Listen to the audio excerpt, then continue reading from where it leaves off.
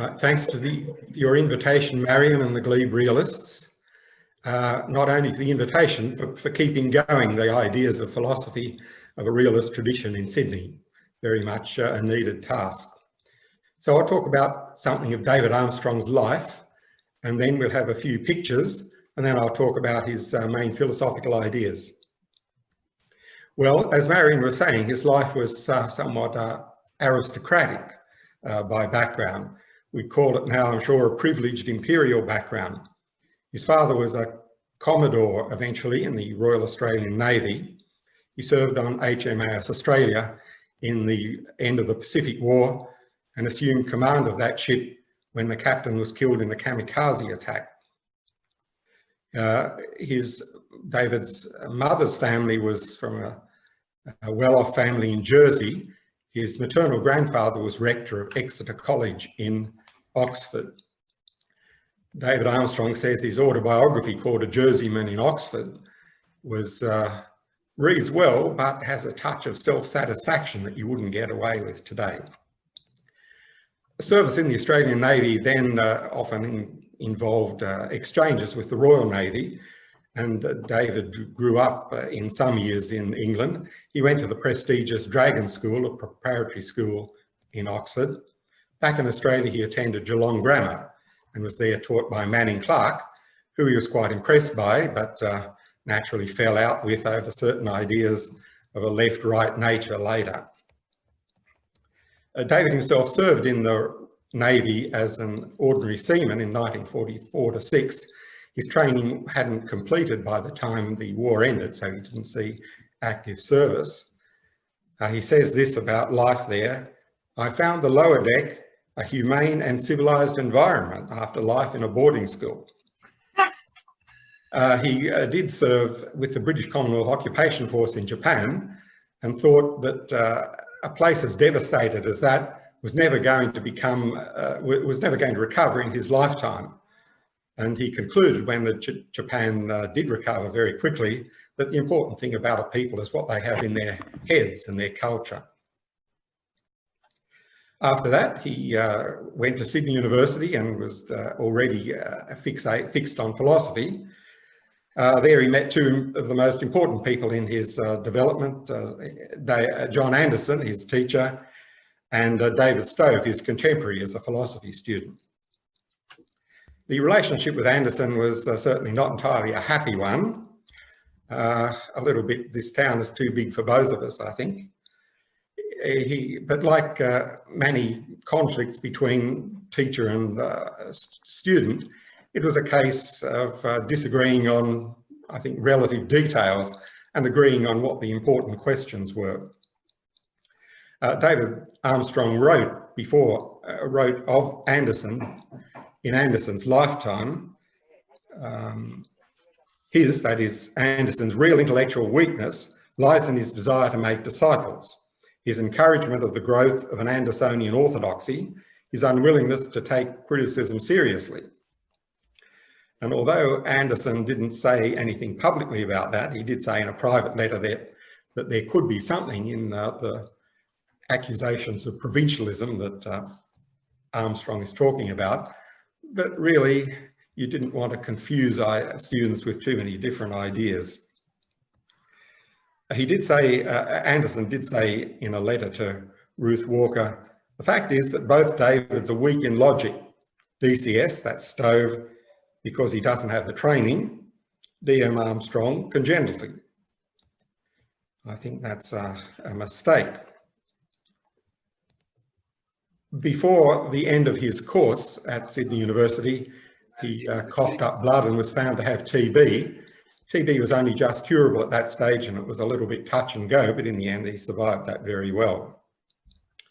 He hung about with the push, and I hope Marion and others in the discussion might have some more recollections of that period, which they can tell us the true facts, please. He married Madeline Hayden, another push person, in 1950. That was not totally successful and they split up in the 1970s. What he says about it is this: "Her strong and clear intellect was nevertheless entirely literary. The naive reader of that sentence might think that, by contrast, Armstrong had an intellect that was scientific. That's not exactly the truth, even though his philosophy has a lot to say about how science has explained everything. His own knowledge of science was a little bit hit and miss, you have to say. He preferred, like many philosophers, the sort of science that's in principle explanation of everything, like the theory of evolution, but wasn't too keen to read about the detail. The sacred text for him was Shakespeare. After that, in the early to mid-50s, he went to Oxford and did a B.Phil. Now, this was a bit of a shock to the system, because philosophy in Oxford was very much a different thing than at the height of its linguistic analysis phase. Very different to the realist philosophy concentrating on the big questions back in Sydney. As dominated by Ryle, Strawson and Grice, it was all about analysing concepts and analysing language. Armstrong tells this story about what it was like there. He writes, Grice, I think it was, read very fast a long paper that was completely unintelligible to me. Perhaps others were having difficulty also, because when the paper finished, there was a long, almost religious hush in the room. Then OP would raise what seemed to be a very minute point, even by Oxford standards. A quick dismissive remark by Grice, and the room settled down to its devotions again. At this point, a Canadian sitting next to me turned and said, "Say, what is going on here?"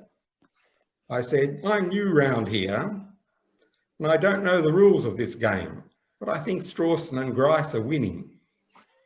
The story of the brash young colonial got around Oxford. I'll tell you another story that I heard from Jack Smart that also gives the atmosphere of those days. The students came across a notice on a notice board about two upcoming talks. The top one said, "Transcendental Apperception in Kant by Professor so-and-so." Under that, it said, "Ditto, ditto, ditto, ditto, Professor Ryle." Students said to themselves, that can't be right. Ryle isn't going to be giving a talk on transcendental apperception in Kant. So they went and made inquiries. And it turned out the topic of Ryle's talk was quotation marks. He'd gone and said to the secretary, "Look, don't write quotation marks, just write quotation marks." So she did. That was what was happening in those days. I recall in a class in the 1970s, when I was an undergraduate studying with Armstrong, his talk of his time as a student in Oxford. Everyone, he said, was going around parroting Wittgenstein's saying, "The meaning is the use," which was a slogan about the primacy of language in philosophy. Armstrong paused for a moment to let us take that in, and he said deliberately, "Not so big now." And one reason that kind of philosophy was not so big is that he and a rather small number of other people brought back the kind of concentration on the big questions of philosophy that he'd learned under Anderson in Sydney. After that, he was a lecturer at London and then Melbourne. It was a little bit odd to Sydney eyes that someone like David Armstrong, a disciple almost of Anderson, should be a lecturer at Melbourne, but Boyce Gibson actually meant what people claim to mean now by diversity, and he appointed somebody with views very different to himself. I remember one person who was at Melbourne at the time said that Armstrong didn't lecture much to students, but of course he lectured us long and loud on the evils of communism. In 1964, at the age of 37, he was appointed to the Chalice Chair of Philosophy at Sydney University. He was very proud to be appointed to a chair that Anderson had had, though he later wrote, if I had known what was to happen in the Sydney department over the years, I might have been less enthusiastic. In 1968, his most successful book, A Materialist Theory of the Mind, was published, and I'll say something about the ideas of that later. 1968 was also the year of the Knopfelmacher affair, when he recommended the appointment to Sydney University of the Melbourne anti-communist political philosopher Frank Knopfelmacher, but due to political manoeuvrings, the academic board quashed the appointment. There was a great fuss in Parliament and in the newspapers and elsewhere. The Vietnam War was just ramping up. Armstrong was a leading member of the Friends of Vietnam, a political organisation that promoted the continuation of Australian involvement on the side of South Vietnam. It was in connection with this that the most famous picture of Armstrong was taken. I'll share the screen and we'll look at a few pictures for a while and then go back to the ideas. Yes, we'll put all the pictures at once. People who knew Armstrong would think at a first glance this was him, but it isn't. It's his father, the Commodore, pictured apparently for service in the tropics.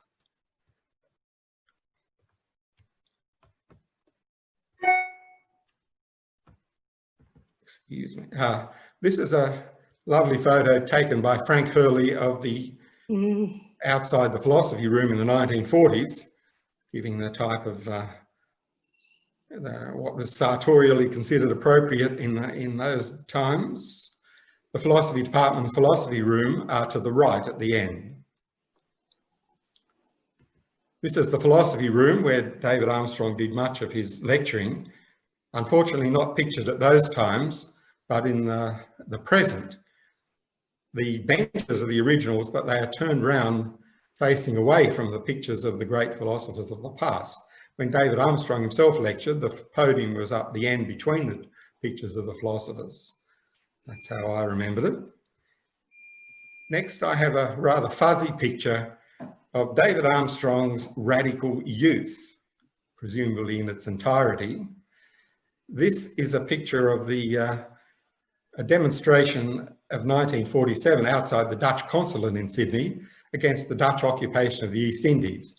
David Armstrong is the third figure from the left, and he holds a sign saying, "We have nothing against the Dutch in Holland." The next picture is Clifton Pugh's portrait of him, and finalist in the Archibald Prize of 1959, now in the National Portrait Gallery. Now here's the picture that we want to have a look at. This is the picture taken by a photographer in 1971 at exactly the right moment. I was at this event which was put on by the Friends of Vietnam at Sydney University in lecture theatre off the Quadrangle. The first secretary of the Vietnamese embassy, who's seen over here on the left, was there to talk about the rights of why it was the right thing to do to continue support for the Vietnamese government militarily. Those young people of today who might be watching will probably believe that deplatformings and shoutings down are a feature only of the third millennium, but this is not entirely the truth.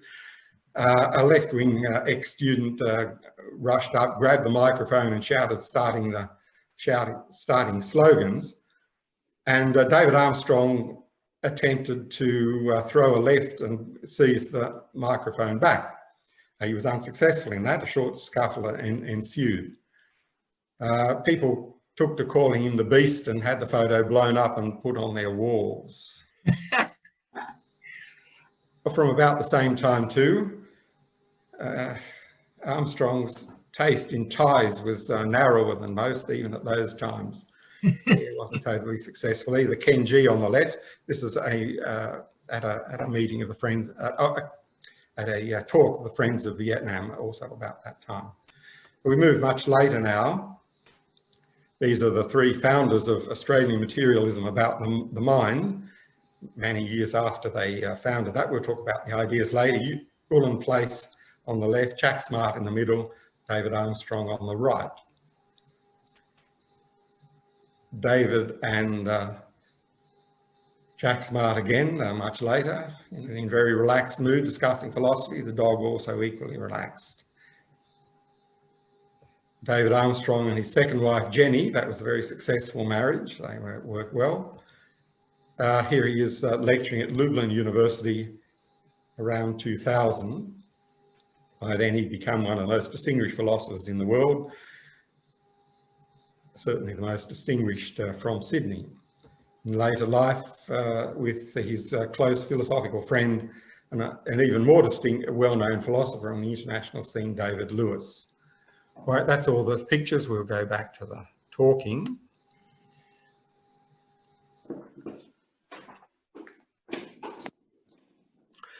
We were up to 1971, where there was much political goings on in campus.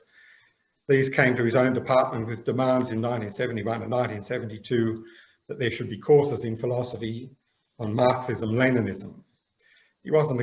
Armstrong wasn't entirely against a course on Marxism, but figures like Lenin, Stalin and Che Guevara, who were also supposed to go in the course, he thought were just not thinkers and there shouldn't be any such course. Plainly, these were to some extent a Trojan horse, and the more extreme left-wing thinkers hoped to change the way things were done at a university in quite radical ways. The course was put on in some, against his wishes, in some watered-down form. Things only got worse in the next few years. One of his colleagues wrote a document to his privately to his friends called Strategies for Isolating the Beast. This document fell off the photocopier into the wrong hands, and it was read out in State Parliament by David Armstrong's friend Peter Coleman as an indication of the kind of things that were going on behind the scenes politically at Sydney University. The next year, 1973, there was a strike with tents on the quadrangle lawn in support of a feminist course to be given also in philosophy. Needless to say, David Armstrong opposed that on the grounds that it would be just politics and sociology and not serious philosophy. I recall the Builders Labourers Federation coming onto campus to express its criticism of Sydney University philosophy by threatening to down tools. And to attend David's lectures on perception, we sometimes had to cross quite aggressive picket lines.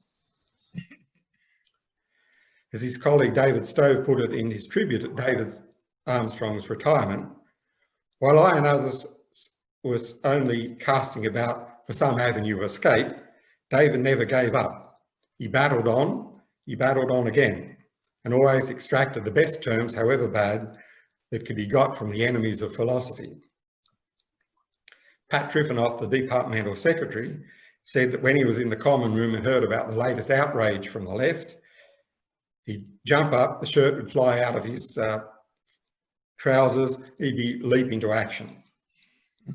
The terms he did get was the administration agreed to split philosophy into two departments, one owned more or less by himself called the Department of Traditional and Modern Philosophy, and the other called the Department of General Philosophy, and leaving all the left-wingers to fight amongst themselves.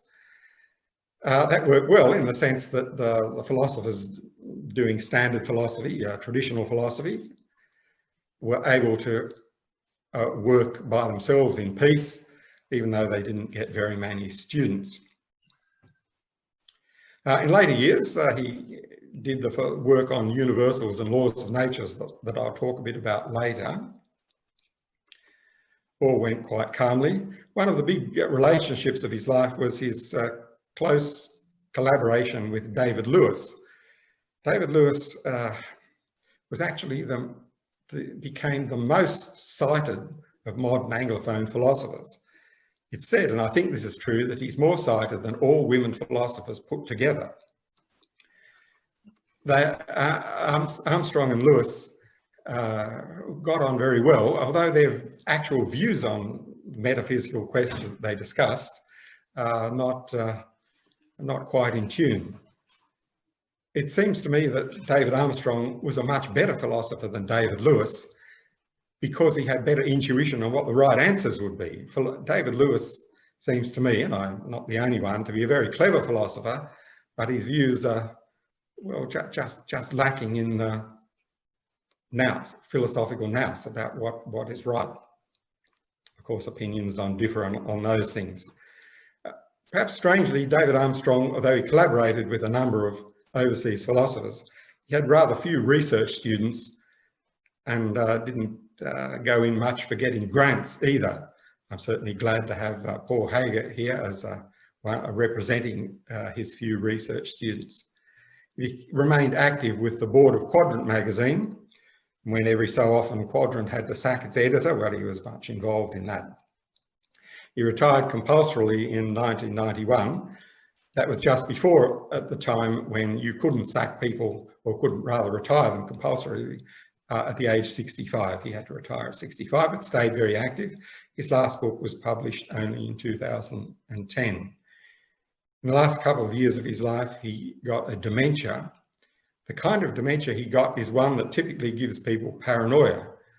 He did get a little of that at the time he was forcibly confined to a nursing home, but it seemed to me his rational style of dealing with things, in fact, dealt rather well with his dementia.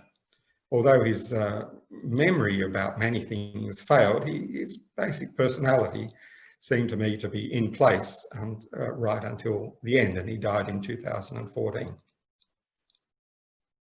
Well, that is the overview I wanted to give of his life. Now, I'll say something about his ideas in philosophy. Unlike some big philosophers, including pretty much Anderson, Armstrong was not inclined to give his views on pretty much all philosophical questions across the board. Nearly all his work was in three areas. The first one on perception and knowledge. I don't plan to talk about that. Nothing wrong with it, but it's a little hard to explain interestingly in a short space. The secondly, about the materialist theory of the mind. I'll say something about that. And the thirdly, his views about the theory of universals and laws of nature. All of these are rather abstract questions. So you have to, if you're the kind of philosopher who wants to do social and political questions, you have to put that attitude aside for the moment and get back to the metaphysical basics. His most successful book was A Materialist Theory of the Mind, published in 1968. It has about, according to Google Scholar, about 3,700 citations, which is getting close to astronomical in the philosophy world. Most academics are pretty ecstatic if their book gets to 100 or 2 citations. So you can see that the 3,700 is remarkable. It's regarded as the best or most classic putting of the view that in simple terms, the mind equals the brain, that the brain does what it does, and the brain does everything. There isn't anything over in the brain that's mental over and above what the normal things that medical people say the brain does. Well, that's a pretty simple theory, and you might think surely doctors and many philosophers have been saying that for thousands of years. Well, they have, but what makes a materialist theory of the mind a classic is it putting carefully the arguments for that, replying carefully to the objections, and explaining the difference between that and other points of view. It contrasts, on the one hand, with Cartesian points of view that say that besides the brain, there is something strictly mental, a mind that's of a particularly different mental substance and does something that's not like the brain and perhaps could exist in principle anyway, in a disembodied form. Well, certainly a materialist theory is against that, but it's also against behaviourist theories in the sense of 1950s psychologists and also Ryle's philosophy that says there isn't really anything in there at all. There's just wiring, and if you think there are thoughts or consciousness, you're essentially mistaken. Armstrong said he once asked Ryle, is it a consequence of Ryle's position that dogs can't have mental images? And Ryle thought for a moment and said, yes, it is, which Armstrong took to be a reductio of Ryle's behaviourist position. So Armstrong thinks there are mental images in dogs and humans. It's just that, in fact, they're physical when you find out their true nature.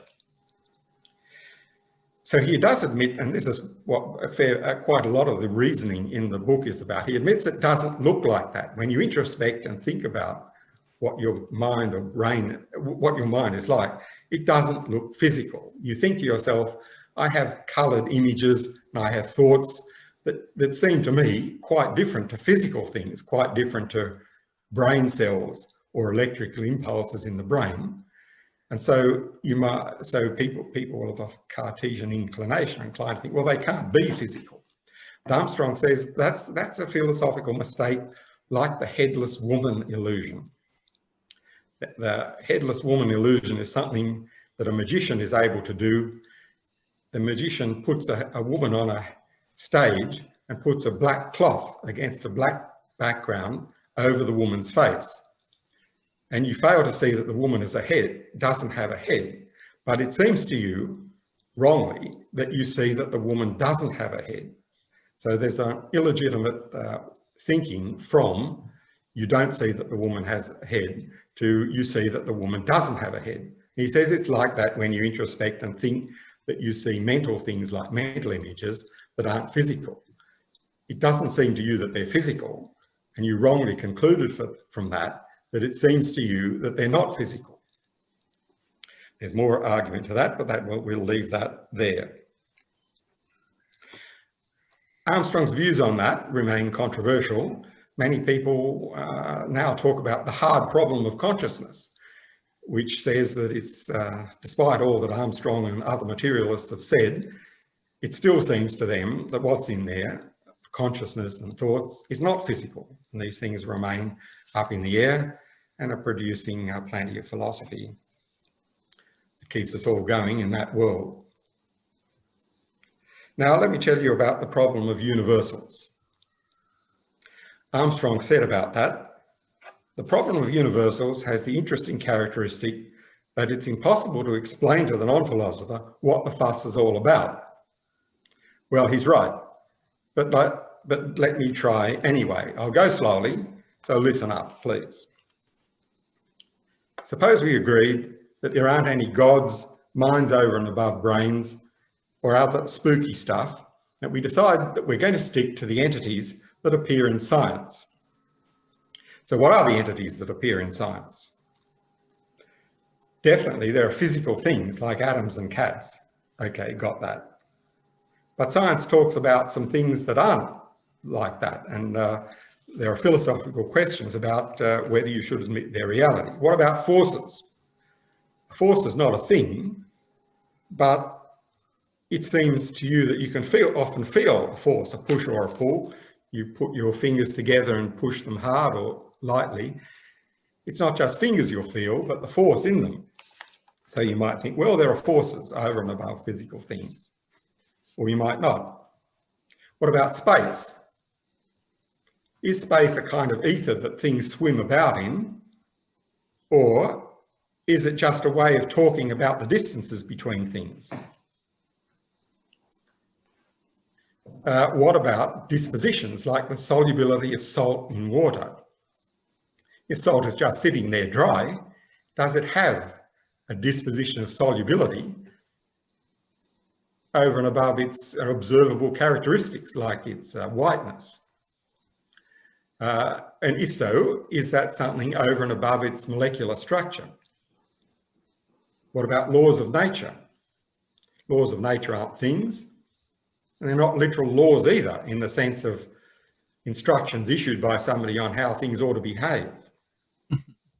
They're more like, well, what are they more like? They're more like persistent patterns in the way things behave,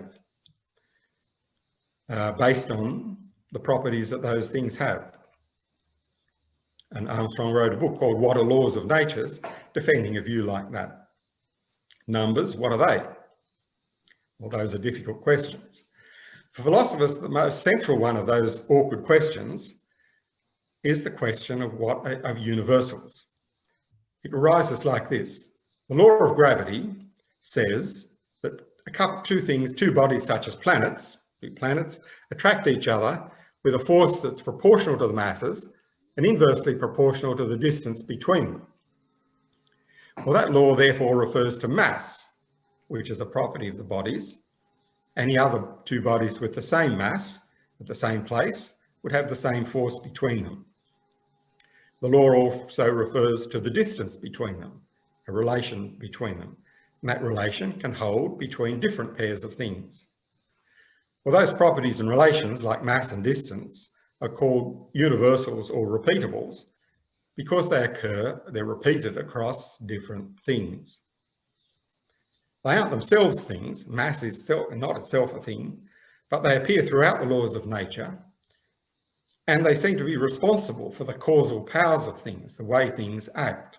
For example, I see something as yellow because some physical property of the thing affects the light to my eye.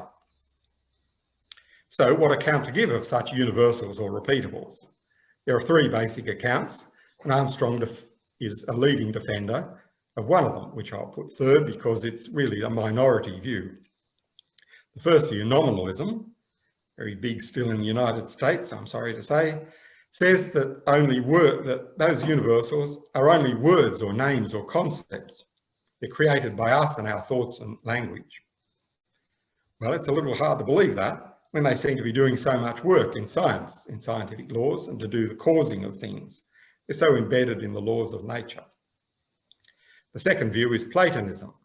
As the name suggests, going back to Plato, says that universals, they do exist, but in an abstract, non-physical realm, a non-causal realm, to which we have some kind of intellectual access, so we can understand them. Well, it's hard to say in that case how they get into the causal laws of nature and seem to be having so much impact in laws of nature. Well, Armstrong defended the third option, called Aristotelian Realism, because it goes back to Aristotle. It says that properties and other relations, other repeatables, are real aspects of things in our world, and they are responsible for their causal powers. The properties of things are just as real as the things that have them. I won't go further here. I'll let you off the abstraction that may have strained the minds of some, but based on that idea, Armstrong gave a wide-ranging story of how to see laws of nature, causes, dispositions, states of affairs, and possibilities, the basic metaphysical furniture of the world, according to the picture science gives of it. Let's talk about the little he did say about social and political philosophy. Well, he didn't say anything about social and political philosophy.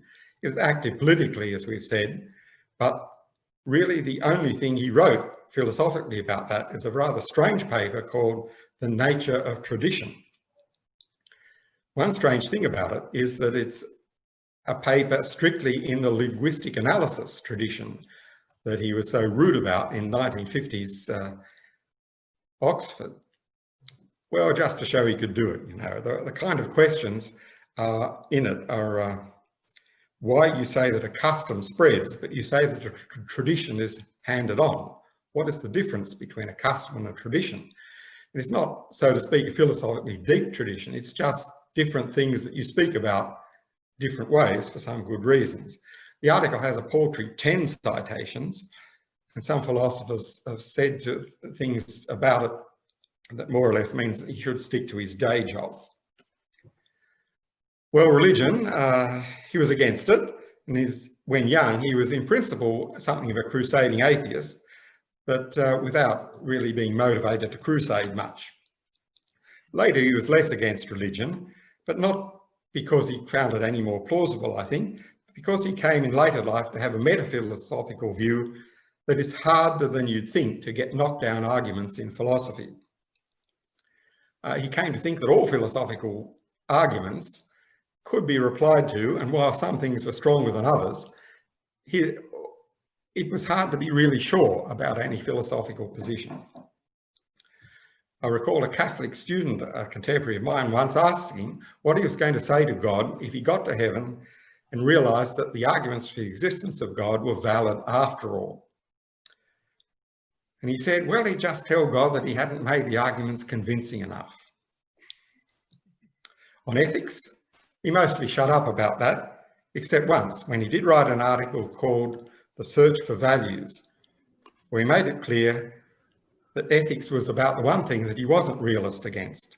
He agreed with his friend John Mackey's view that objective value is a metaphysical superfluity superfluity not found in the world as revealed by science. So there really isn't any objective ethics over and above techniques for getting around the social world, what one philosopher called traffic rules for self-asserters.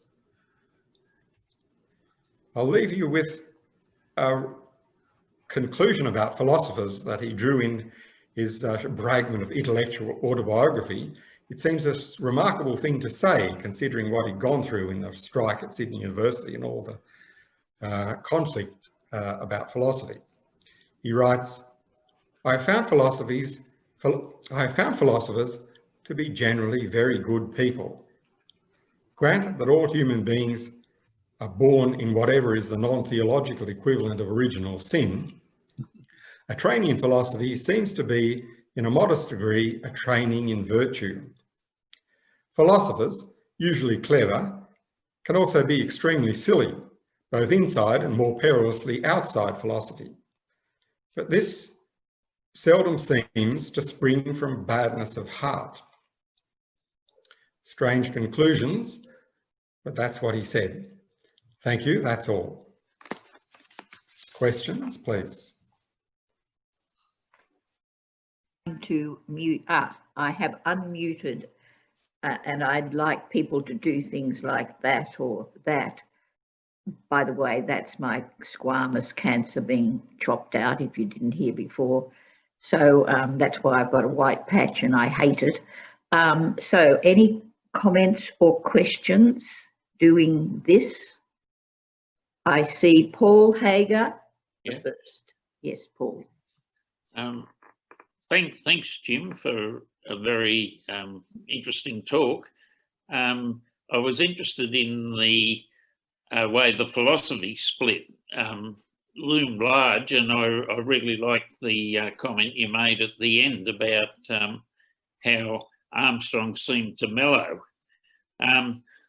I was doing my BA part-time, but I was in second year when the split occurred, and I went with the traditional and modern philosophy department, obviously. But because I did my PhD as a part-timer, it took me 8 years. So I was actually a student in the department from 1971 to 1987 was when I graduated. So that's 16 years. My children say it shows what a slow learner I am. Oh, certainly so. Persistence, yeah. However, what's relevant in all that to the business about the split, I think it's often not noticed that even though there was a lot of more heat than light when the split occurred, I think a significant part of it, looking back, was a clash of particular personalities. And what I noticed over all those years I was there was how relations between the two mellowed, and of course they eventually came back together. Also, one of the things, what I noticed too was a lot of students that study philosophy are really keen to study philosophy. And it's often not noticed that the split actually created a lot of benefits for people that were very keen to study philosophy. Because before the split, if you're doing standard BA, you had to do 2 third-year subjects, and so philosophy 3 would be 1 if you were majoring in philosophy, but you'd have to go and do something else. Once the split occurred, you could do philosophy 3 general and philosophy 3 traditional and modern. So in other words, you could double the amount of philosophy. Now you might say the people in general philosophy were not philosophers, but I think that's a gross overstatement to say that. And in fact, if you go back over what's happened in the succeeding years, the Department of General Philosophy, oh, hello, what's happened? Corrupting the youth. You're still there, you're still there. Still there. Yes. The Department of General Philosophy has actually produced as many distinguished philosophers as the T&M department did, looking back. And as evidence of how I think there was a coming together, even on the part of David Armstrong. When I started my PhD, you had to do 4 postgraduate seminars and score high distinctions in all of them in order to then go on and, you know, finish with your thesis. And this, I'm now talking about 1978 when I started those 4 courses, and you were able to choose which ones you did from either department. Okay, so things had calmed down enough that even Armstrong was comfortable with students doing courses from the other department, even doctoral students. And in fact, I did a course with Paul Crittenden, which was as philosophically sophisticated as any courses I did with David Armstrong or David Stove and so on.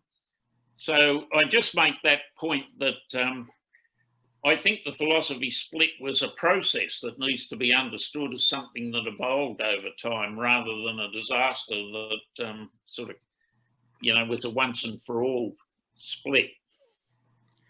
Yes, well, fair comment. The departments did get re-amalgamated in 2000, yes. but of course then, by that stage they didn't have any of the original worst fighters on both sides. Yeah, that's what I meant by saying it was personality clashes as much as anything. Yes, but the people with the personalities were very keen to cast it as a conflict of ideas, and it was that as well. Yeah. Yes, it's certainly. There was, I think there was more heat amongst the employees of the philosophy at Sydney University than there was amongst the students. That was one observation I had. Quite a lot of students did courses in both departments and found it helpful. Yes, that's right. I think I failed to share the screen with the picture that I wanted to have of this. I chose as the cover image of my book this of the striking students a lunchtime meeting in 1973 about the feminist course, because it seemed to me the centre of things. But of course that's partly my perspective because I was there. I don't have Paul's advantage of having been there all the time. Yes. Have you finished, Paul? Yes, I'll let other people have a go. Yes. Okay. Who's next? I have a question. I see Robert Stove, son of the famous David. Just wondering, not having read David Armstrong's writings on mind and brain myself, I'm wondering if the recent, over the last 20 years or so, and to an outsider quite spectacular developments in, you know, brain science and brain imaging, things that 2 decades back most of us had never even heard of, such as MRIs and so on and so forth. I'm wondering what impact, if any, these discoveries, all very much in the future in 1968 or whenever it was in the book, would have upon readers of the book now. As I say, I have not myself read the book, but I'm just wondering if the book now would inspire thoughts of this book has been outdated by events, or on the contrary, this book has not been outdated by events because it deals with completely separate issues. Yes, that's a good question, and I think you'll find that philosophers think one thing in answer to that question and non-philosophers think the other, because philosophers think that those things have made no impact whatsoever on the philosophical issues, and they couldn't possibly, because you can look into the brain and find as much as you like about, for example, correlations of electrical discharges and introspective mental images, but you're not going to see anything at all about whether they're identical or not. That's a philosophical question, and there are no, and I think no conceivable experiments that are going to decide that question. But of course, there are plenty of people who think that the more you see in the brain, the more you find it doing all you need cognitively to do. Okay, thanks. But Thanks the for answering that. struggle continues. That's great. Okay. Next question, because I can make a comment on as mind, the materialist view of the mind, and I read that book years ago, and on the very last page he says something like, and now it's over to the neurophysiologists and others studying the brain to locate which nerves, which cells are firing and storing memories and so on. So he actually says something that is still a mystery and is still, well, it's currently but much further advanced. And first of all, the mind is only a part of the brain. I mean, most of the brain is busy doing what it always does, which is keep your heart and your lungs and all the internal organs busy. And it turns out that the neurons are not just in your brain. We have separately quite a lot of neurons in our gut. And so when you say, I have a gut feeling, well, it is always transmitted via neurons and axons and dendrites, which are the little fibers that fire back into your brain. But we can also locate exactly where certain functions are performed, so that the back of my head here deals with optical and vision. And by the way, reading is an add-on in our, and has no place in the brain, and it's taken over facial recognition areas. And that's why it's quite tricky watching movies where you're looking at the face, but you've got to read the subtitles, because the two things are done in the same spot, which is a nuisance. And, you know, we've known like for years and years which portions, but it's basically the wrinkly porridge on the top frontal and over the surface, and the midbrain and the basal brain are doing all the functions of guts and hearts and lungs and balance and muscular. But we don't know. Of course, when you look into the brain, there are no pictures or books stored, but memory, or clearly the memory and the hippocampus and the amygdala, the old flight or fight, all of these have been located as the spots where we do various things, but you can't see any of that. And it's obviously, as David said to me once, where else are thoughts? Where else are memories? Except in part of the brain. I mean, they're not out there in the ether. They're not floating around in a mysterious, I mean, of course they're in the brain. Where else are they? And we agreed. And that was, you know, sometime in the early 70s when we had that discussion after reading the book. So somebody recently asked, I was at Columbia University. That's how I know Barbara Labagran, who became Barbara Gillam, sensibly.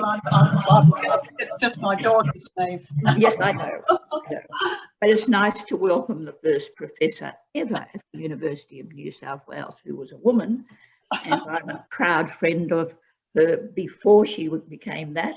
And we were friends in New York. And David used to visit me in New York regularly.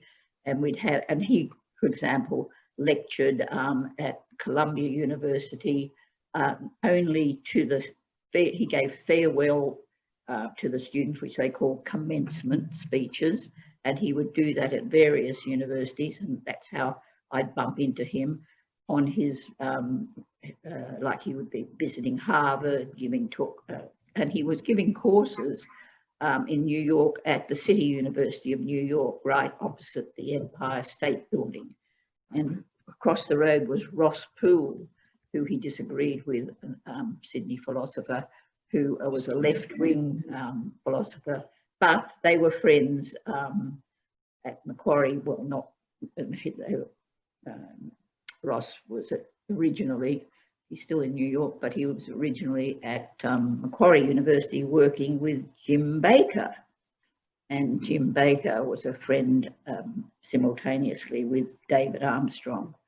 And both agreed, but they were on more, and in fact, Smart, who you showed the picture of, said to David, how on earth is Anderson so famous in Sydney and had such an influence on people's minds, including yours?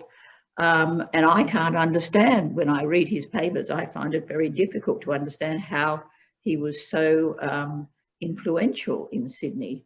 And so David responded by saying, just read Jim Baker's book called Australian Realism and Anderson's Philosophy. That's not the exact title, but something like that. And that was published, I think, in 1987 by Cambridge University Press. And Smart read that and said, now I understand Anderson. So I know that David and Anderson did have major disagreements. And of course, Anderson's view on space-time was very tricky and anti-Einstein and not understood. But I'm sure he would have sorted that out if he lived longer. But all that I can say, back to the mind, and James, I've been walked out on by where are you? Where are you? Oh, there you are, James. You've moved in your picture. So I've interrupted and said some of my experiences with Armstrong. Oh, and did you know that he had also experimented with mind-altering chemicals? And he boasted to me that he'd taken LSD, and it was a very interesting experience. And I was very envious because all I'd had was some marijuana, which he hadn't, so I had to get him some.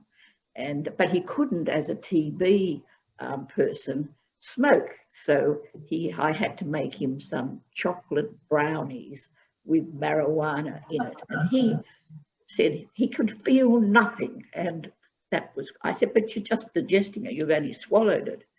And after a while he said, aha, my mind is being altered. And so he was very interested in mind altering, but that was the only way he could manage marijuana. So I had some chocolate brownies for my first time, not with marijuana, but with chocolate brownie ones. And it was quite pleasant, and we chatted about the mind. We always did that. So, okay, back to you, James. And where are more fingers going up? Like Yes. Good, a philosopher student. Shannon, yes. Yeah, so if he you said like he was sort of influenced by Mackie's, like sort of took on like the queerness argument and such. How did he go with, like, what was his thoughts, or if he did write any? Because it sounds like he sort of was a very focused philosopher. But did he sort of write anything on like normative forces within epistemology? Like whether there's sort of like an ought that's sort of created in there? Because if I remember correctly, in Mackie, he comments that there is a possible, I think he says there is an implication where this queerness argument could also expand into epistemology. So I was just wondering, do you sort of...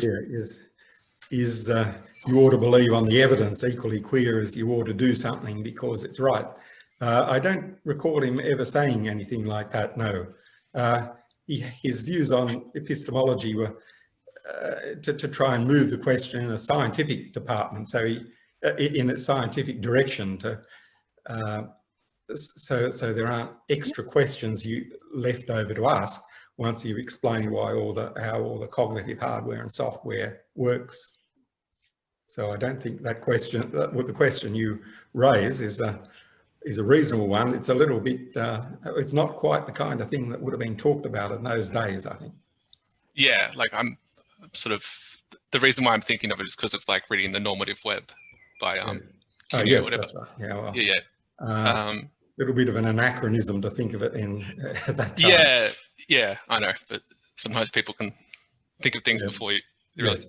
Like, so then how did he, so if you sort of view, like, the way I'm sort of understanding it is sort of viewed science as like the the epitome of getting knowledge. Yes. What did he view as like the justification for that? Like, why is science that? Well, there's no justification outside science. That just science will show how the senses work, and that's really all there is to say. And he was, I suppose, from a modern point of view, you'd say he was foundationalist about science. So he was a direct realist as opposed to representative realist, which means that he took direct realism. The brain is, so to speak, directly in contact with the world through the sense organs, and that is the basics of knowledge. So there isn't. It's not that knowledge itself needs some external justification. You can explain in scientific terms maybe why the sense organs are mostly giving you the right answer, but there isn't anything external further to be said. Okay. More questions? Paul or Peter? Well, look, I wonder, could we give Barbara a go to answer that question about that Rob Stove asked about whether later developments have cast any light on the materialist theory of the mind? Well, I don't think so. I mean, I'm a psychologist after all, and we're the most materialistic people. Yeah, I thought so. As far as the mind is concerned, I mean, you know, we study behaviour, and you know, we basically don't even study the software and the hardware very much. Mm. I mean, there are people who do, but you know, we build up sort of models of you know, of basically the origins of behaviour and the way it interacts with the world and other people and so on. So yes, I mean, psychology is a very materialistic discipline. And I don't think it's changed. I don't think it hasn't changed in recent years. It's been like that for a long time. Its whole rationale was based on that right in the beginning. I mean, even last century. Okay. And any further questions about David's metaphysics or materialism? I don't understand what the word metaphysics means. I mean, it sounds like something mystical, but... No, you've been reading too many poetry theorists there. How did the word arise, come to think of it? It's a very strange word. Exactly, above physics and... Yeah, well, it's the book. It just refers to the book Aristotle wrote after he'd finished his book on physics. Oh, okay. Well, that's... When he got onto the more basic questions. Yeah. Look, if no one else wants to ask a question, can I ask another one? Harry Nicholson, of course, who is well known to many of the people here today, Yes. he was a student of John Anderson's, and over many years I've known Harry as a friend. Unfortunately, I notice he's not here today. I think he's now close to 97, and he's probably not up to this anymore. He's in a special home in Melbourne, you know the place, and he's not, he doesn't use a computer anymore, and he has to have it switched on by the nurses there, and he did join in one talk, and but he has to go to sleep at certain times, and he went to sleep before our very eyes, which was, you know, which was a bit embarrassing. Not embarrassing for us, but for him. So anyway, over the many years I knew Harry, he often asserted that all the doctrines that, or philosophical views that Armstrong is best known for, Harry insisted he took them from Anderson. Now, I think that was a very dubious claim, and as I often argued with him about it,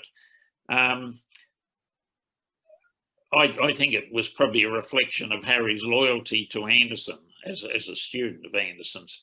But anyway, I just wanted to ask you, do you think there's any grain of truth in the idea that Armstrong took more ideas from Anderson than he gave him credit for? Yeah, there is a grain of truth, and I'd say Armstrong did give him credit if you asked him.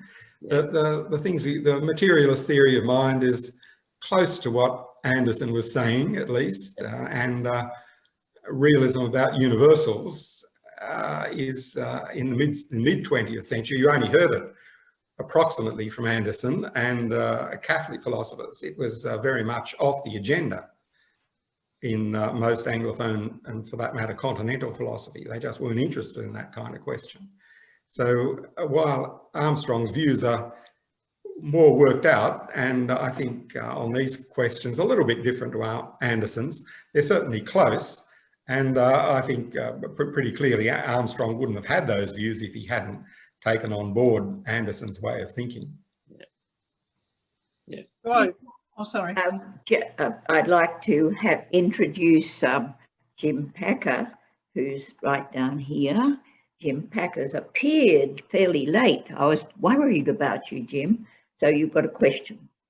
Go ahead. No, just relating to what, relating to the question of Anderson's relationship to David Armstrong. There's a difference between Anderson's approach to philosophy and the approach to philosophy of people like Wittgenstein and Russell, etc. Now, Wittgenstein has a view on propositions and on states of affairs that is very close to Anderson's, except that his approach to philosophy was a bit different. And I think it was this approach to philosophy that Armstrong was interested in adopting, the Wittgensteinian approach, rather than Anderson's approach. And that was established, I think, by the 1950s when he was writing to Stove about Wittgenstein.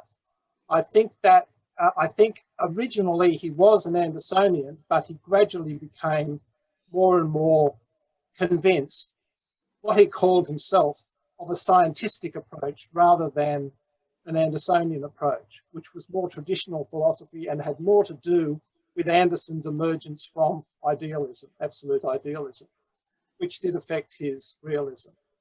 So it's very hard to say that. I've just been reading this book by Stephen Mumford on Armstrong, and it does seem to me from that Armstrong's ultimate philosophy had really nothing to do with Anderson at all. Even the states of affairs stuff is basically more in the tradition of Wittgenstein. Anyway, yeah, yes and no. That's true. You're quite right that he moved away from Anderson to a more scientistic approach, and his it's argumentative in a different kind of way. That and Armstrong's it says you should articulate your vision.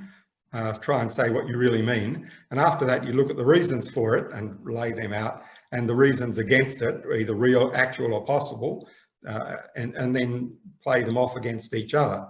That's a style that you could learn from Anderson, but it's not quite his own style.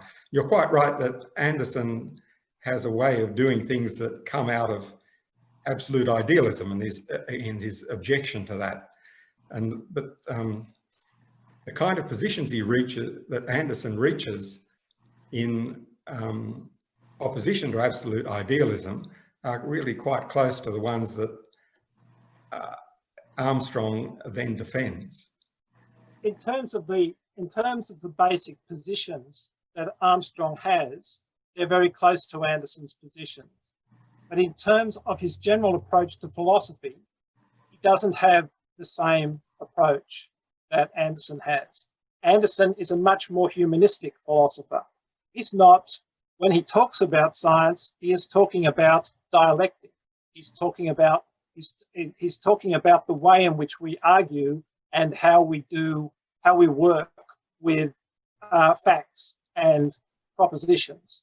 Now, Armstrong does that too, but it's much more evident from Armstrong that he's actually taking a Wittgensteinian approach rather than an Andersonian approach. That was the impression I got from the Mumford book. Anyway. Okay, that's all true, but Wittgensteinian approach means a number of different things.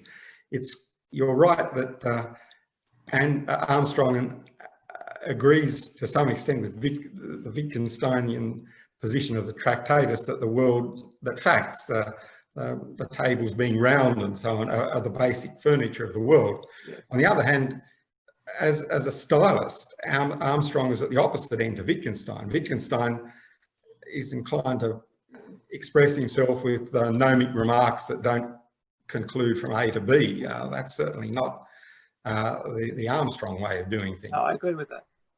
Yeah. I agree with that. Yeah, except that it's not just Wittgenstein. It's an analytic philosophical style. And when you look at the way that Wittgenstein fits in with the analytical philosophical style of his time, Anderson doesn't fit in with that at all. Armstrong tends, I mean, I know he's influenced by people like Ryle, who are much more scientistic, but there is that feeling about Armstrong that he is a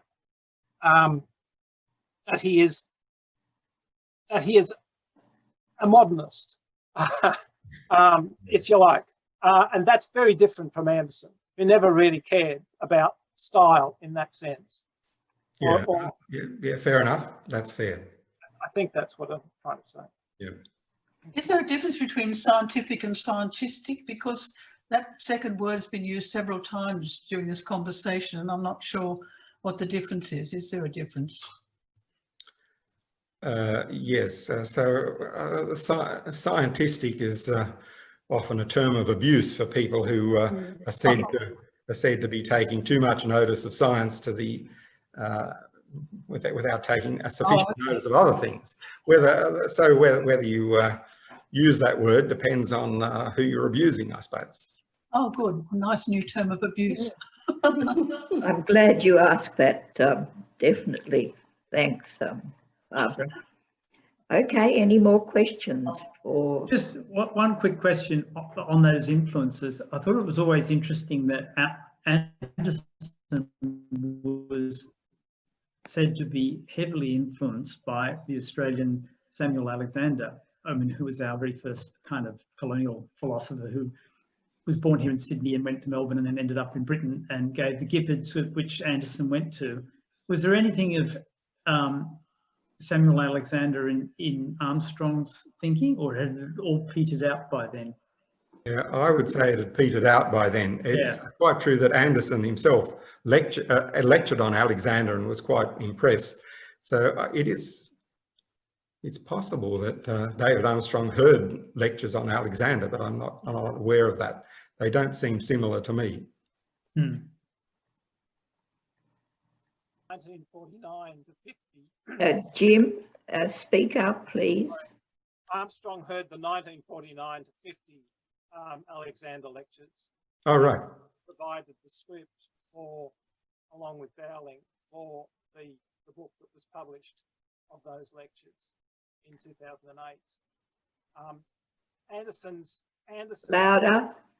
Anderson's style about categories was very much in that Kantian Alexander way of doing philosophy. Armstrong would never have done would never have had that sort of approach to metaphysics. He had a completely different approach. Yes, that's right. As a stylist, it seems to me closer to Bertrand Russell than either Wittgenstein or Anderson or Alexander. As a stylist. I agree with that. Okay. Any further comments or questions? I'd just like to make a comment, which is that Anderson had an enormous effect on psychology as taught at Sydney University.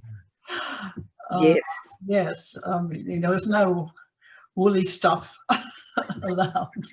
Oh no, except for John Mays, of course, who was. Yes. What would you say about John Mays's disagreement with Anderson?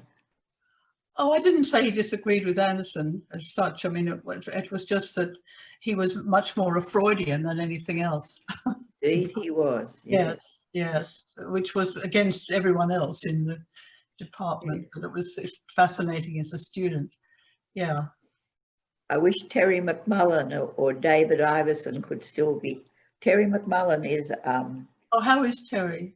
Terry has emerged from hospital but has transferred from his original house in Glebe to an Anglicare unit. It's not a nursing home, thank God. It's a little sort of apartment that they're getting serviced by, and in the end you can get a nurse to come to look after you. So he's living now on the corner of Glebe Point Road and St John's Road, near that I know where that is. Yes, yes. that Foley's Park area. I thought he might go to the wake for Liz Fell. He is planning to go to the wake for Liz Fell next Saturday afternoon, if it doesn't rain. That's at Glebe Point Park, you know, at the end of the road of Glebe Point Road, and where the Federal, little street called Federal Road, has the terminus of the 431 bus. And just inside the park, under the nearest nice little flat piece of lawn and some small fig trees, we're going to set up tables and celebrate Liz Fell's life. Good. From her philosophy days and psychology days. And I think I told you in one of my emails that she was top student. Yes. Honours students in third year psychology. Yes. And she got a tutorship as a result of that, but she never did the honours year, did she? She was really brilliant. Yes. Yes. And she then got a job with sociologists out at the University of New South Wales and became Wendy Bacon's assistant with the appeals against obscenities. And so they were dressed as nuns and yes, and so those were dramatic times. And then she was on the ABC with the feminist programs. So if you know Wendy, we're celebrating her life this Saturday. If it doesn't rain, we're going to postpone it. Okay, so could I just yes, one other reminiscence about David Armstrong that I think is probably worth saying. Jim rightly pointed out that Armstrong was opposed to the idea of trying to turn his students into his disciples. And in fact, one of his most favourite sayings, which I just heard again and again, was good students are ones who bite the hand that feeds them. Well, that was that. But the other thing is, of course, as Jim pointed out, particularly from Armstrong's early days in the Vietnam War, that David had extremely strong views on politics. In the 16 or whatever years it was that I was associated with him closely, I never once heard him try to push a political view to anyone, in student or visitor or anybody. And he often remarked that his students and the students in the department mean he was surrounded by left liberals, is the way he used to say it. So so even though he had those very strong political views, he wasn't into trying to convert anyone to his political views, at least not in his university life. Yeah. Yes, I agree with that. Do you, James? Yes, as far as I remember, yes. So I was someone who probably agreed more closely with him, a little bit unusual in the student world, but we didn't really discuss that. Yeah. Martin? Thanks. I came in from the other end. My father was the founder of Quadrant, and that was the beginning of the extent of my relationship with David. We became very close. We lived near each other for a long time. So I did talk politics with him because I didn't talk philosophy with him. And two things. One thing he was upset by I had bought the Materialist Theory of Mind as a remainder at the Communist Bookshop because I had thought it was a shelf. And I got it for next to nothing, and I boasted about that to him. He was not pleased. But I remember that at some point late after the dispute with general philosophy, David Stove, who Jim faithfully described as saying that we were running and Armstrong was always up for the next fight, was amazed and couldn't understand that David, towards the end of the dispute or in negotiations later, remade friendships with Michael Gerrit, who was his most vociferous and eloquent opponent. And it was part of David's complex personality. I ultimately broke with David about politics, which is a very hurtful thing for me. But he was a forgiver, and he was zealous in his views, but he was not a zealot. He was a complicated man. Good. Thanks. Any further question? Another one from Shannon. Yes, Shannon. Yeah, it's just a short one. So with I know you said that the book you wrote, the Materialist Theory of the Mind, was very successful, and that was like his most successful book. Did you sort of have any that were like close to that level of influence? Yeah, I mean, the Universals things were distributed over a number of books, and the first, I think, What is the Law of Nature and A World of States of Affairs were certainly very successful. I mean, if you added up the citations of all of them, you'd find more than, or it's just that it's distributed across many books. So the original version of the Universals thing was in a pair of volumes in about 1978. Well, they're highly cited. They're a little bit forbidding for most people. I mean, you've got to understand that a materialist theory of the mind is a much more popular topic than universals and laws of nature.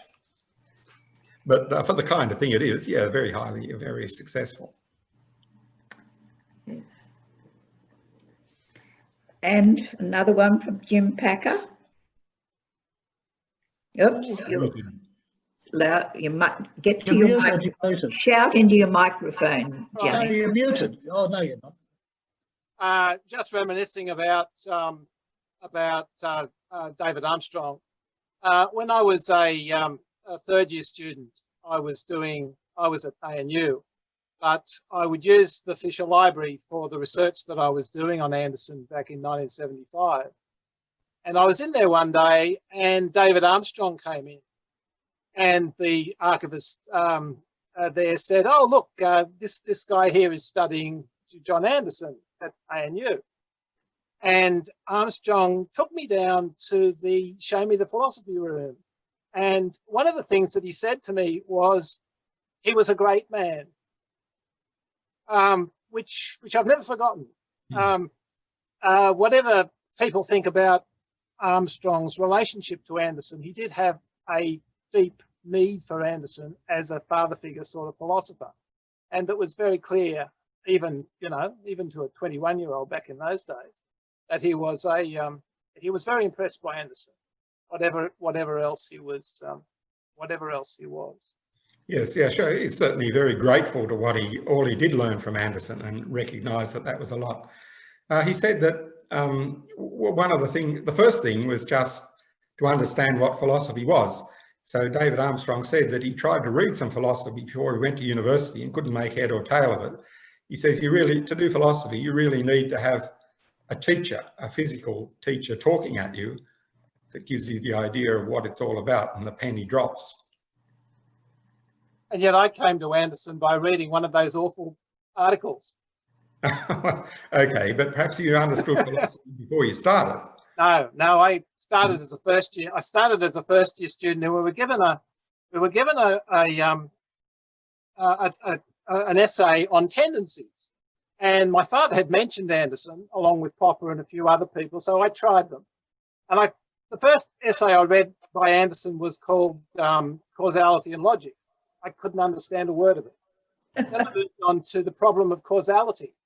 And then everything that I had seen, everything that I'd been reading, it just became irrelevant. Anderson had just solved the problem for me. I just couldn't respect any of the stuff that I'd read compared to what I was reading in this article.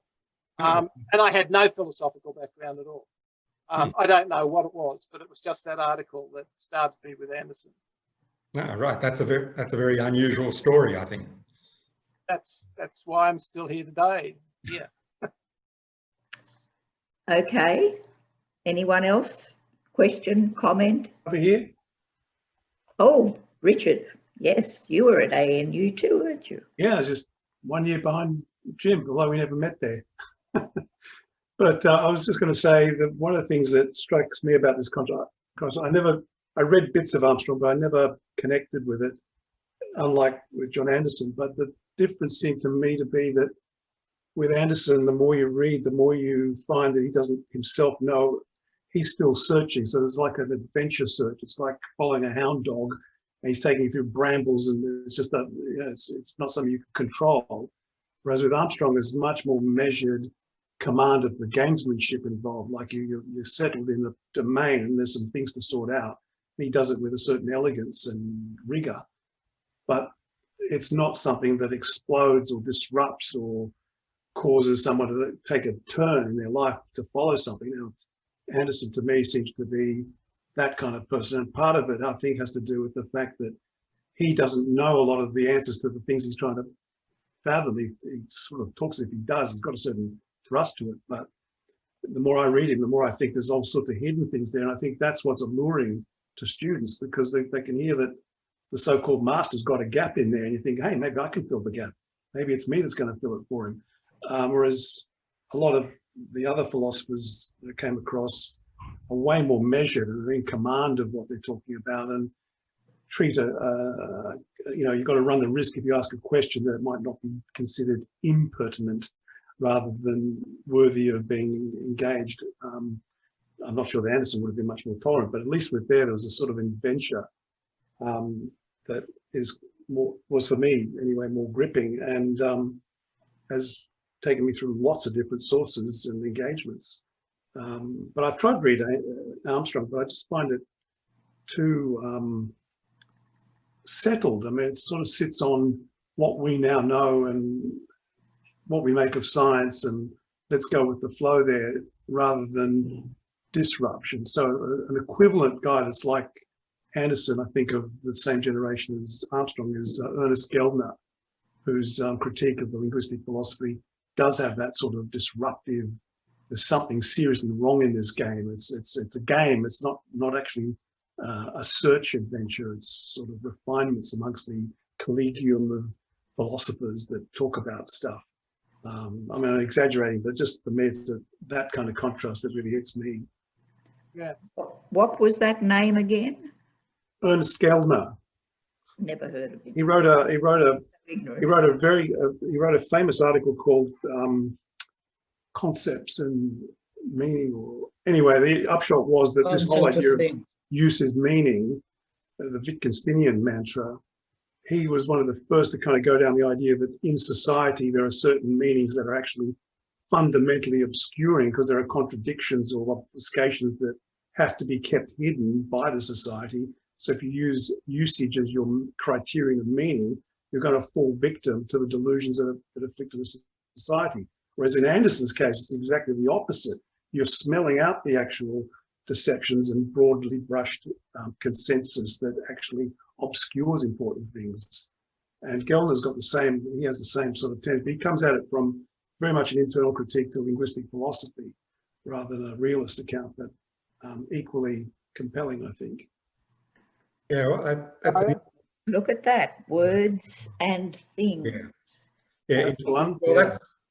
that's I didn't- certainly an interesting reaction. That's quite true that Armstrong's logical reasoning in for and against has a kind of finished look that you can either agree with or feel suspicious that it covers things up.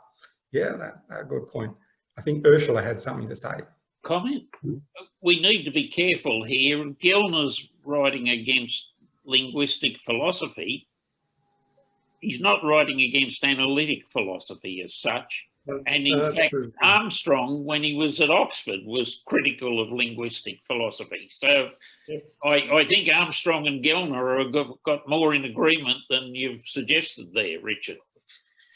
That's true. I wasn't, yes, you're right. I was more talking about Gelner's, the style of thinking was disruptive. It's just that part of it that's similar to Anderson. You're right. I think his critique of linguistic philosophy,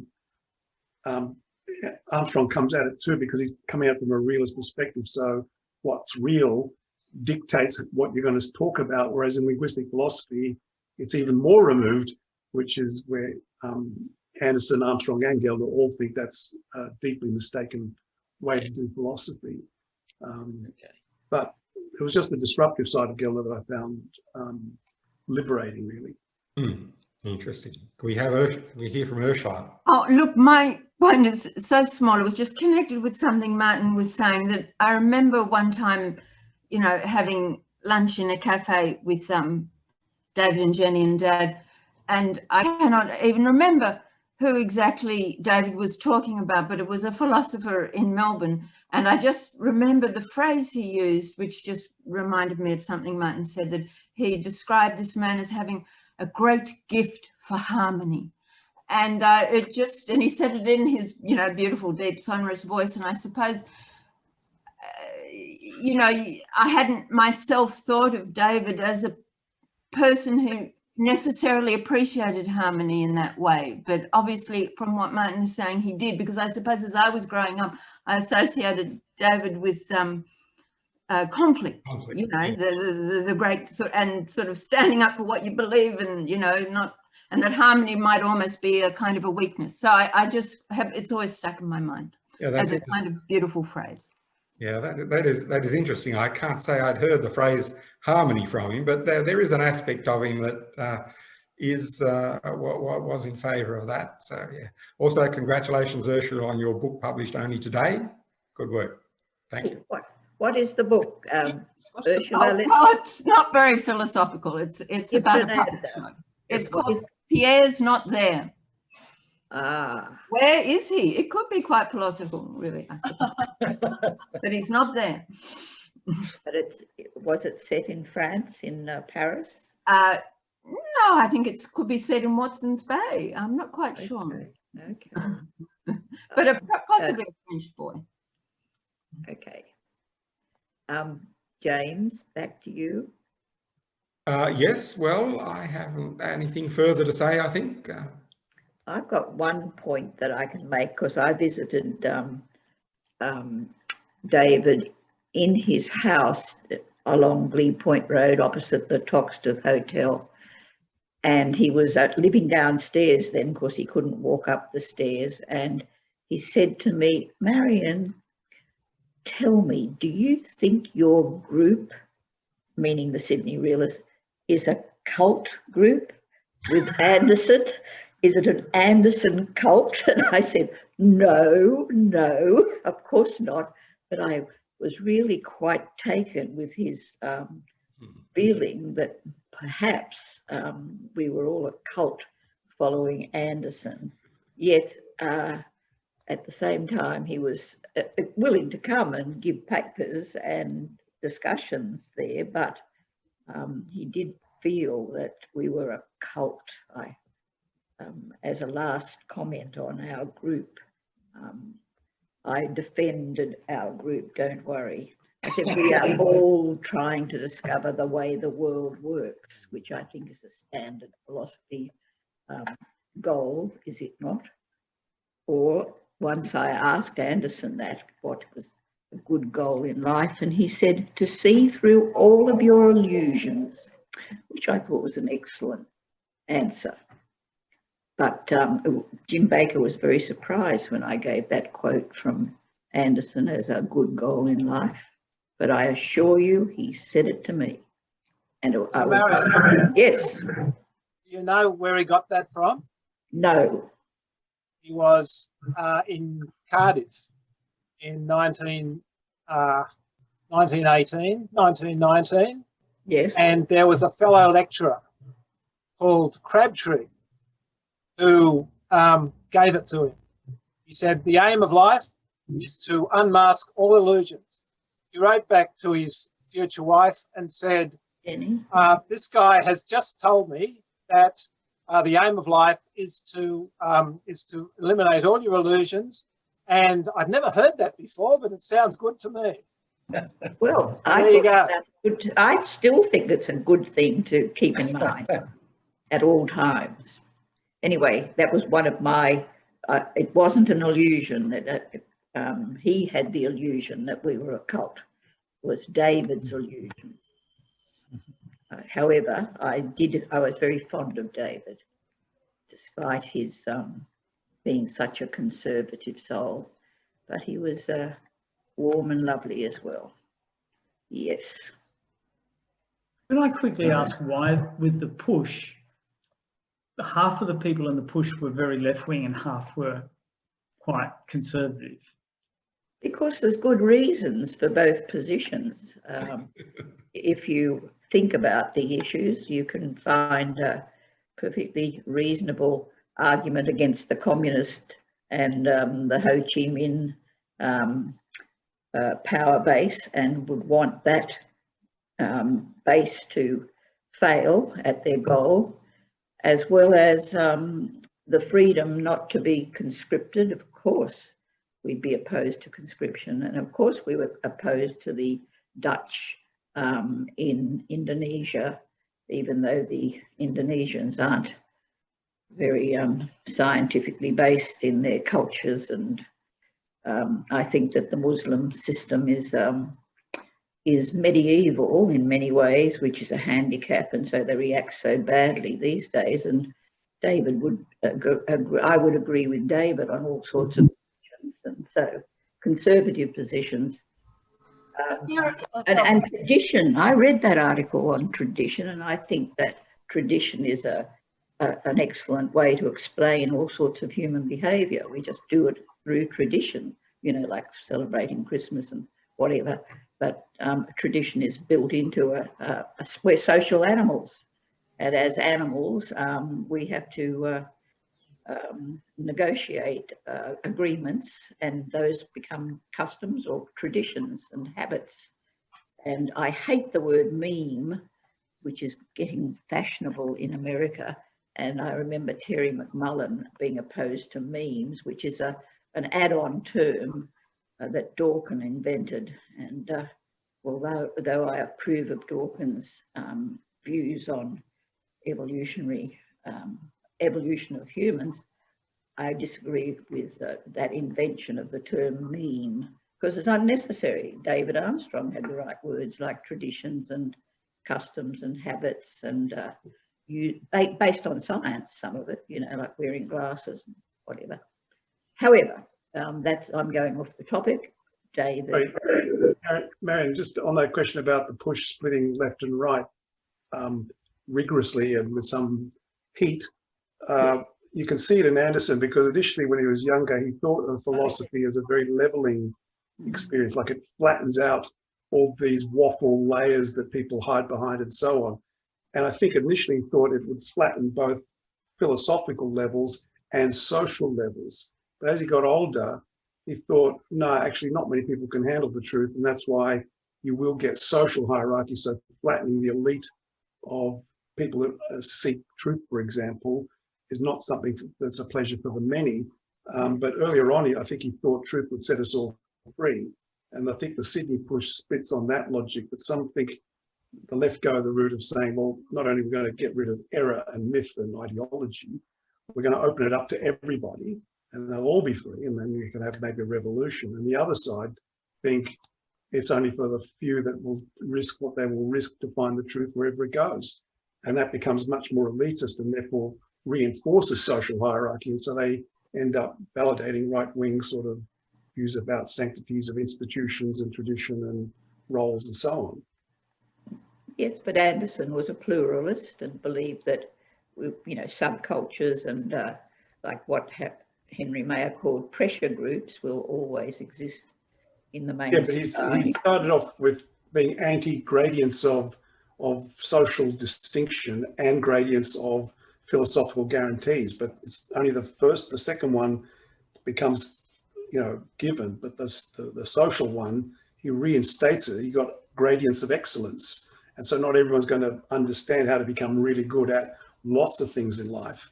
Yes. Therefore, you're going to have a whole sort of other set of issues about what do you do with people that don't think through, or, e.g. Trump today, for example. I mean, he's going to be thinking what would be the right-wing view, which is that you've got to have institutionals and controls, because the mind is not going to carry everyone across the threshold of truth.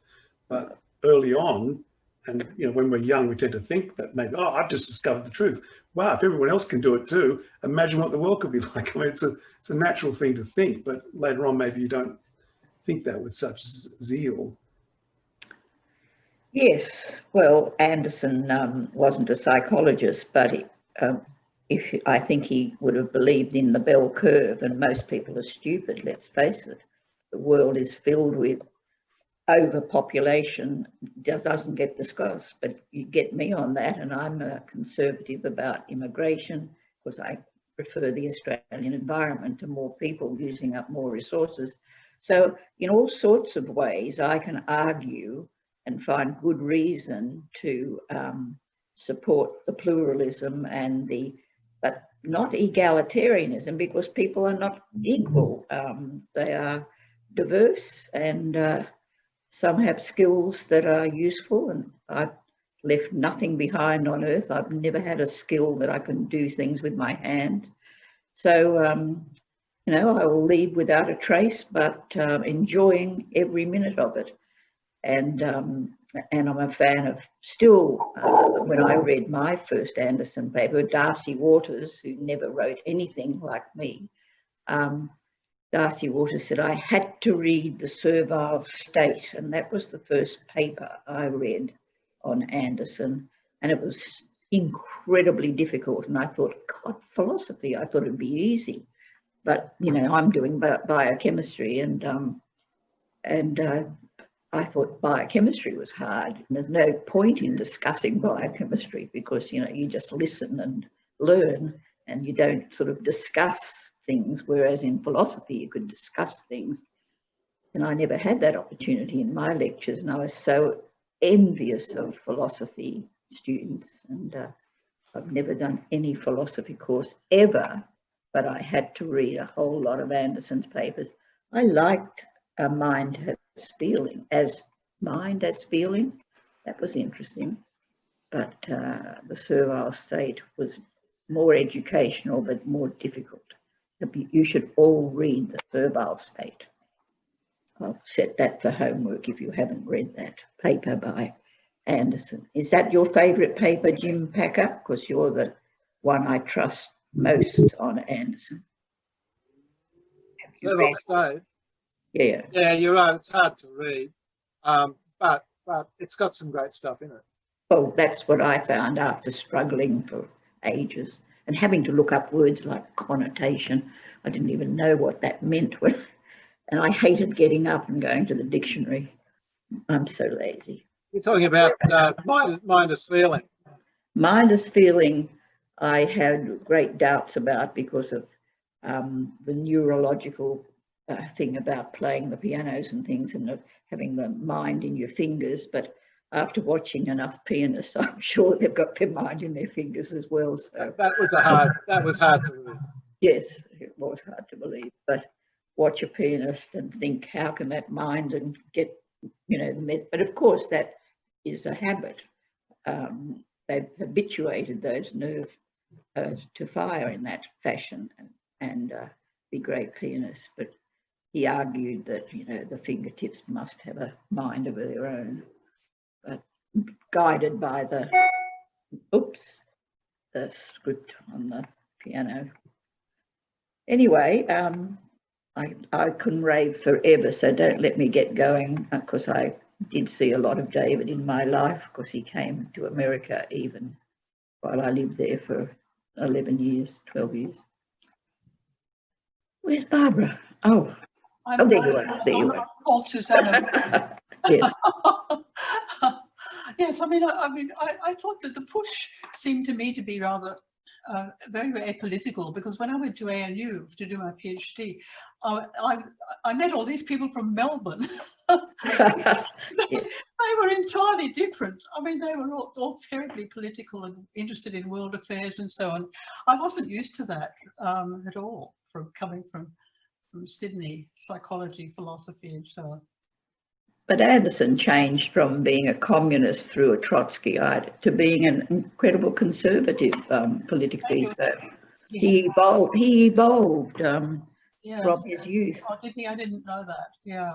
Yeah, that's true, is it not? Remarkable. I mean, there was a remarkable clash in Canberra between the people from Melbourne and the people from Sydney, you know, who are mostly... As in philosophy as well. Yeah. I'm sure. Germaine Greer said that when she moved from Melbourne to Sydney, that whole atmosphere of thought was absolutely, totally different. She had to learn how to argue in an Andersonian style. Yes, which she did. Yes, I guess that's true. Yeah. Well, yes, she followed in my footsteps. We had shared a bedroom, a boyfriend, and no doubt. Not at the same time, sequentially. There were all the good women. Liz fell as well, and Wendy Bacon as well, and I yes. can probably guess who that was. And of course, Germaine was in love with him for a few years. When I came back from America, she was standing at a party saying, "Yankee, go home, Yankee, go home." That was a little sign to me, sending me up for visiting Australia and going to push parties with Ruloff at the same time. However, it's a long while ago, and I'm still here, and Ruloff isn't. So Darcy isn't.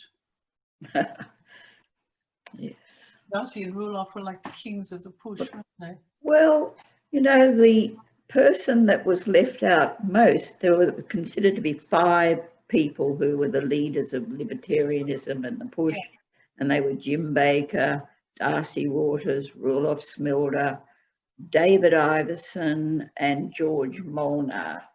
Now, they were 5 good ones, but I think they left out Cam Perry, the 6th one, who was a psychologist. And he was a close friend of mine. He was a close friend of yours and also mine. And he used to stay with me in New York. And I was looking through all the broadsheets, and he used to write lots of articles and was editor of the book broadsheet. Darcy never wrote a single one.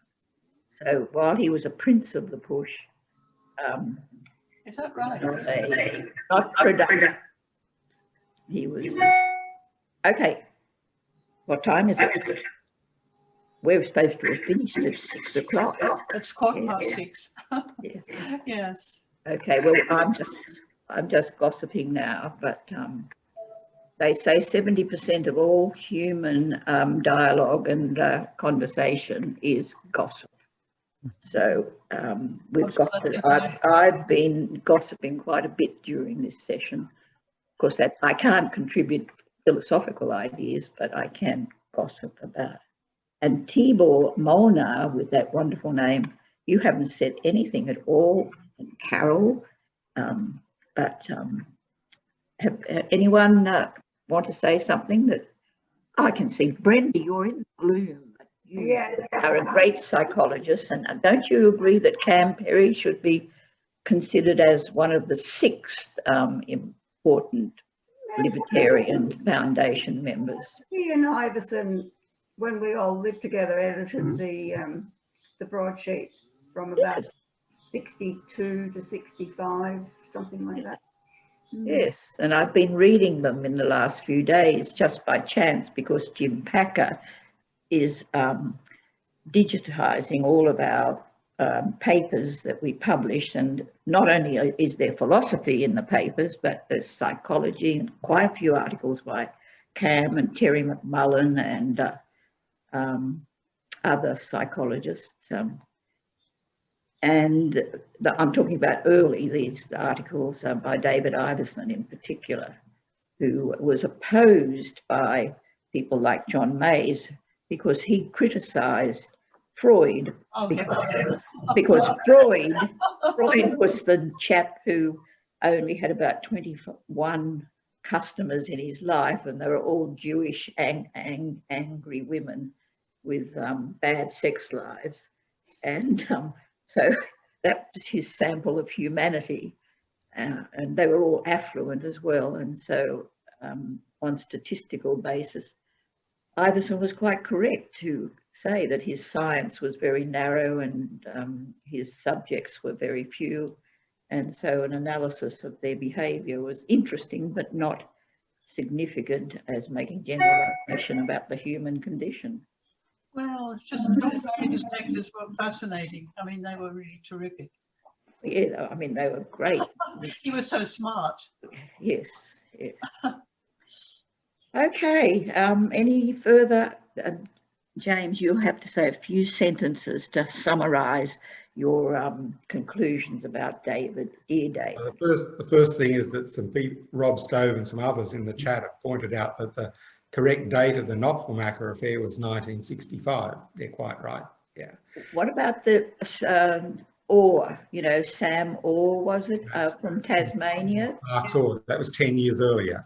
10 years ago, of course, that was very important. And as Anderson said about that, I believe, what a pity he was such a bad philosopher, but he still had to defend, you know, as we would all stand outside a lecture theatre when all of those horrible people were opposed to anti-Vietnam speeches. I was standing outside Columbia University with various philosophy students and psychology students opposed. I mean, we were saying, you know, they're welcome to speak, even though we're opposed to them. We were opposed, but freedom of speech, as the Push and the Libertarians would always support freedom of speech. Yeah, they were very serious about that. Yes, but they're certainly needed again in our own day, aren't they? Exactly. I mean, God, I'm against both sides, of course, in America. I mean, they're both, I'm against like Trump, and I'm against Biden for being. All right, well, that's it. Now we need to just go away and see if there's an upset in the election the same way as there was in the Melbourne Cup. Okay, that's all for today. Thanks very much, Marion. Thank you, James.